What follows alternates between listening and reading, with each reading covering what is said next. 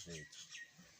Bathi uqamuxakekile uthamela ilanga yimi lo, hey Nkosi, ngayithatha zonke iy'khafulo zenu lezi zinja lezi.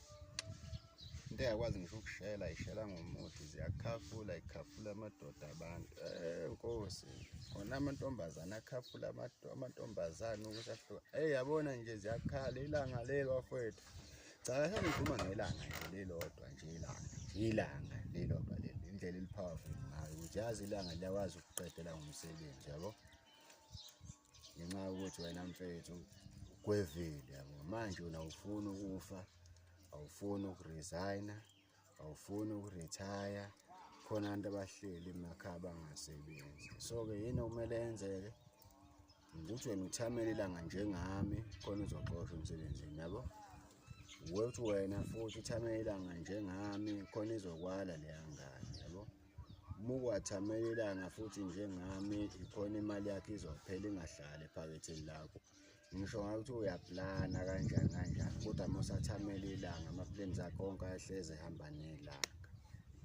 Mina kuyimanje impilo yami imile ngoba ngasuke ngathamela leli ilanga lasekuseni yabo.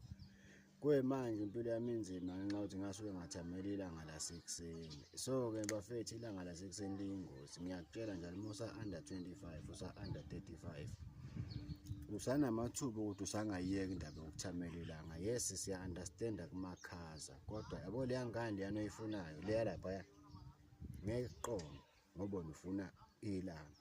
Yabo leya msebenzi lana o-aplayelile ngeke uzowuthole ngoba uthamela ilanga lasekuseni. Yabona nje njengoba inamba yelotho nje uyigeja, khona eyodwa oyigejayo kulezi eziwu-5 oyitholile izolo. Ingoba usukwathamela ilanga. Angikhulumi nge-heater, angikhulumi nge-air condition, ngikhuluma ngelanga leli nje sunshine, sunlight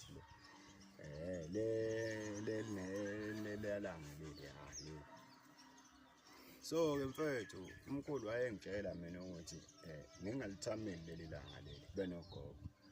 Kodwa ngoba ngangiyingane ngingazi, namhlanje na-ke kunjena nje ububona nje ngincika ngey'ndonga yabo, ngumajika nelanga ngenxa yokuthi ngangamlaleli umkhulu yabo.